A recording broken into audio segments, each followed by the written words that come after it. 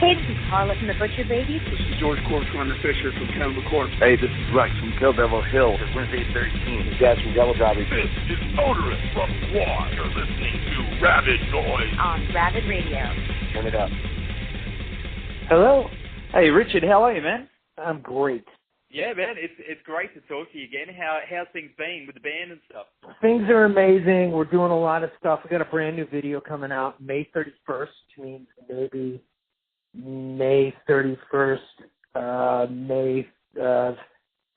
June 1st, somewhere in the middle of the night. It might come out for you. It's going to come out for you guys, but it's the video for the song Mother E, which is the first song off our record, and it's just super abrasive. And the video was shot in Poland, and it's about a Russian squad of World War II soldiers that bump into this family in Poland, and they just kind of have their way with them. Very deep, very, very heavy, very abrasive music for that song. And that track is it's such a killer track. I'm actually really excited. I saw your screenshot online, and it looks pretty dark, dude. It is dark. It's dark and it's intense and it's real. It's like there's two elements. One is like the supernatural kind of horror, and then one is just like real life horror. And I think the real life horror is actually scarier. Well, man, I'm definitely keen to see it, but I'm pretty damn excited for this Filter Ministry tour. I mean, on one bill, that's like a dream for us down here. And as a fan, I can't think of anything better. Have you got an idea of how long you'll be playing for? And maybe a set list in mind, or am I totally jumping the gun here, man? We are going to play for probably around an hour, and we cram 7 records worth of the hits and the album favorites in an hour, and we do it like we take very really quick breaks, and we just in between each song, and we'll just keep going and make it one big long, hour-long piece of music. And it's going to be great. Al Jorgensen's a hero of mine, and, I can't wait to just hear, great, ministry songs after I play every night. So. Yeah, it's going to be unreal, man. Have you spoken to Al about the tour? I have not. The only thing I know is I'm going to show up and we're gonna be on tour together, and it's going to be wild. Because when I was 18 years old, I mean that was the reason why Trent and I became industrial. When I was in Nine Inch Nails, when I was hanging out in Cleveland with Trent, we were like, let's get heavy and mean. And it was entirely because of Al Jorgensen and Skinny Puppy, and because the guys messing around with synthesizers were like Depeche Mode and Kraftwerk, and Depeche Mode got dark for a little bit, but they were still like kind of, it wasn't as menacing and as heavy and as crazy. So yeah, this is going to be a great tour. This is going to be one for the books. I'm going to keep a video camera rolling the whole time. It's definitely going to be one for the ages, man. Because we don't get tours like that often down here. And especially, Filter being one of my favorite bands on the planet, not going to lie. And Ministry. Thank you, I appreciate that. I've waited a long time to see you guys again. I mean, Soundwave was the last time you were here in Brisbane. I saw you then, and I saw you on your first tour here in 2000. And you probably won't remember, but there was a young kid that we waited around out the back, and you signed some stuff, and you were very gracious, and that kid was me. So many, many years later. Wait, when was that? That was in Brisbane in 2000. Oh my God, you're that kid. Yeah, that annoying kid. Yeah. I love that kid. That kid's the best. It's those kids that feed my kids. You know what I'm saying? Yeah, man. Yeah. So thank you for everything, and if it wasn't for the fans, you ain't got nothing coming out of me, and I appreciate it, and I know it. There's nothing more amazing than the fans, and that's why we do this. It's wild. Like I go through the email every once in a while on the filter, Facebook or something, and there's like this amazing amount of people that are sharing their love and being like, hey, your music helps me, and as dark and as heavy as it is, or as light, take a picture. That's my ambient, my acoustic ambient baby, and they're all my babies, and without the fans, we ain't got nothing. So it's all for you guys. I mean, we appreciate it, and that stuck with me all these years. I'm a long-time fan, and I love what you guys do, especially your soundtrack work. I mean, that was something that meant a lot to us fans because, an album come out, and then you'd have songs like Jurassitol and one that would tide us over until, the next album. A lot of bands don't seem to do that these days. I mean, and some of that stuff is amazing. Yeah, it's all because budgets are $0 and soundtracks don't sell as much.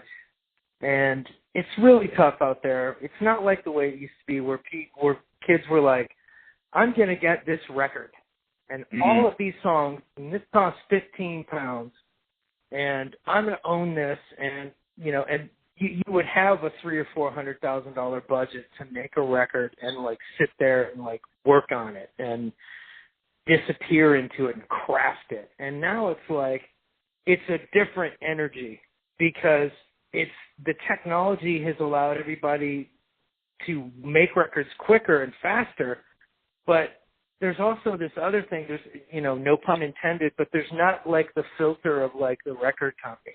And it's all just very different. It's just very different. And so, the singer Lorde, I mean, from what I understand, she did most of that like in her own house and like with her own little studio and that's the thing. You can make entire records on your laptop, and that's something that we were striving for back, in Short Bus. It was like, we don't care. We sort of make records that are loud and insane and crazy, and just we didn't want to have to like learn how to play.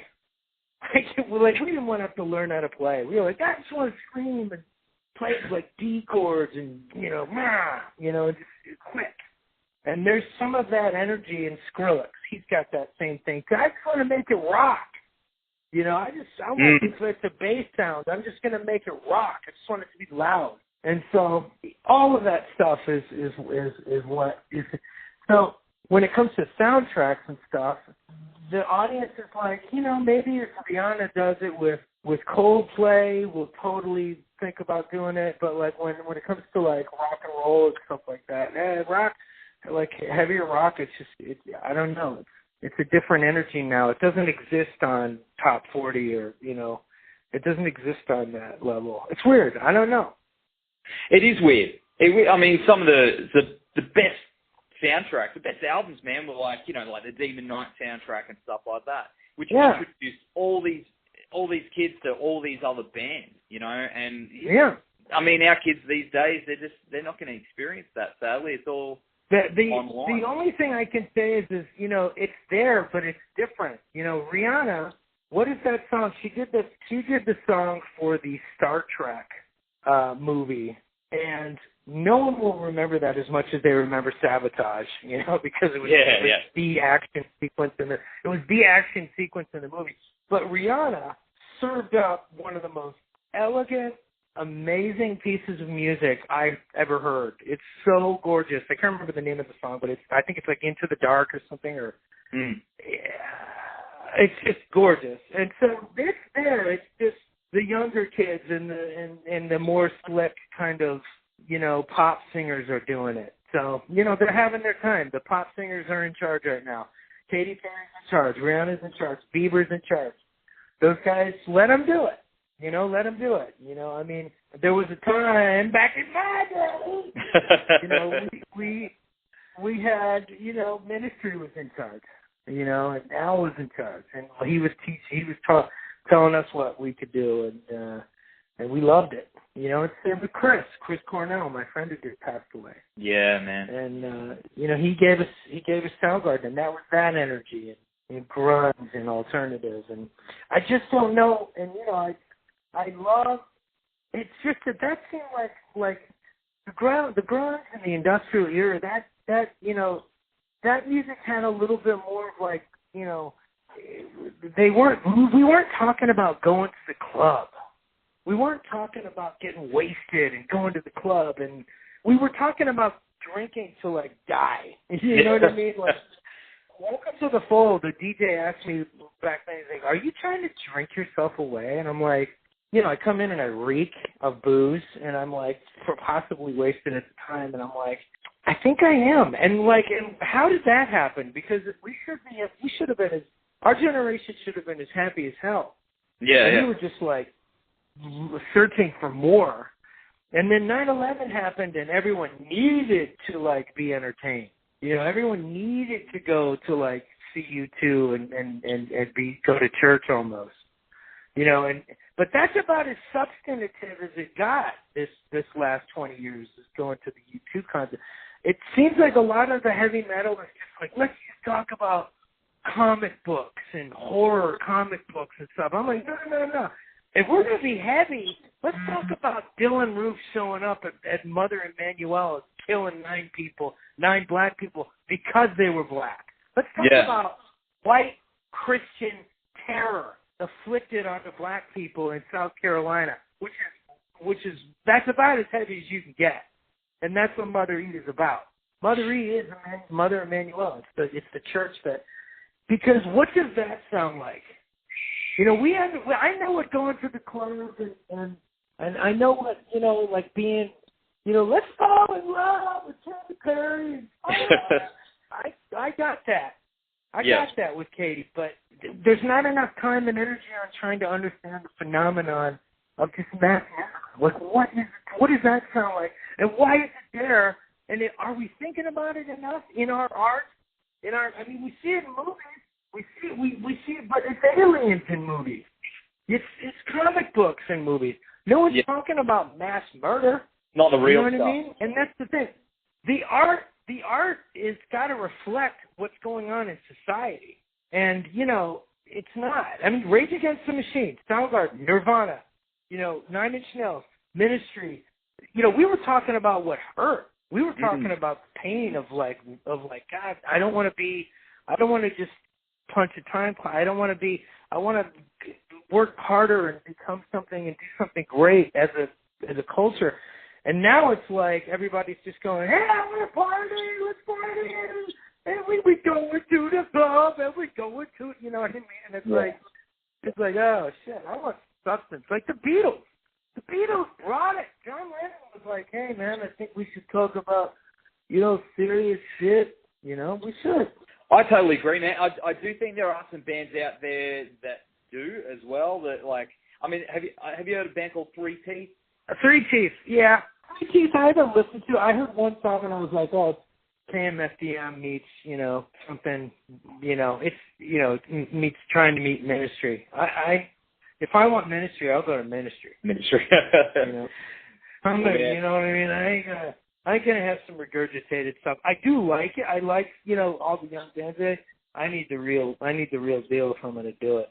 Oh man, and like if I'm gonna listen to heavy metal, I need it straight up vulgar display of power. Why even screw around? Let's go right back to broken. And Lamb of God will come in and kind of say some shit, but Phil was angry. 5 minutes of love. He meant that shit. Phil will beat your ass. Even now, he doesn't change, does he? Hysterical. Yeah, I love that guy. He's Phil, don't say white power on stage. That's not right. You'll regret it. And sure enough, he regrets it. Yeah, I think he does too. I think that went a little bit too far. But on the subject of Ministry, have you read Al's book? I have not.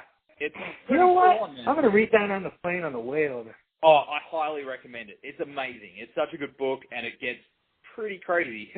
But what about you? Have you thought of writing an autobiography? I think that'd be something. Oh yeah, I keep tossing the idea around, but it's a lot of real personal, heavy shit. There's been a lot of stuff behind the scenes that you would, it's pretty painful stuff. I don't know how. I've got young kids, and I don't know. Maybe in 10 years, maybe when they're like 30. Right now they're 7 and 8. Wait till the time's right. What about a new album? You guys working on some new tunes? I'm working on new music all the time. Here's what's on the schedule. There's a new live, movie coming out. Or, they call them DVDs or something. But it's a live movie. It'll probably be just uploaded to YouTube. So I mean, there's that. There's that non-making money thing. But there's, Trent was right. A website built on stolen content. But yeah, it'll there's that. There's a new. So I think it's called Crazy Eyes in America. And then there's always a new filter record. It's not going to be an ambient record after all. I'm going to make an ambient. The next album I'm going to make is ambient, but it's not going to be filter ambient. It's just going to be something else because I don't want it to mess with I don't want fans to get totally like, what? No drums forever. You know what I mean? Like, yeah. So it'll be Richard Patrick. Ambient Works or something like that. And then there's 2 new movies that I scored. One is True Crime starring Jim Carrey. Cool. That's coming out sometime in the next. That'll get some press and it'll come out soon. So like this fall. And then there's another one, Last Rampage and Escape of the Tyson Gang, which is my brother Robert's movie. And I did the music for. I told him I was doing him a favor and I'm putting music in one of his movies, and he's telling me that he's doing me a favor by letting me do, his score for one of his movies. But however you want to look at it, we are finally working together, and we're very proud of that. And so The Last Rampage and Escape of the Tyson Gang, something like that, starring Robert Patrick. And that comes out September 22nd. You can look for that on all your little players and whatnot and what. Hey, it's probably going to be on Netflix or whoever, I don't know, later on, but that should be in theaters. So. Oh, I'm excited, man. It sounds like it's going to be a really kick-ass year. Yeah. Seeing you guys again. Well overdue for a visit, my friend. Yeah, and I love Australia, so we're bringing it. We can't get to Perth for some reason, but. Al's gonna play Perth, but we can't make it. It's just too much fun. Y'all we gotta make the hovercraft. Where's the Star Wars hovercraft that skim along the surface at 400 miles an hour?